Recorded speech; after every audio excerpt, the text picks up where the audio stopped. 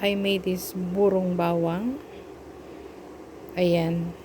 So, gumamit ako dito ng organic na suka. Yung gawa kong organic na suka, organic na paminta. Ayan, ang aking at saka wild honey.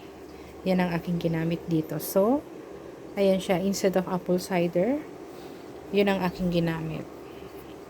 So, kung gusto niyo if ever na namamahalan kayo sa apple cider, you just have to make your own suka. Ako gumawa ako ng banana ripe. Ayan.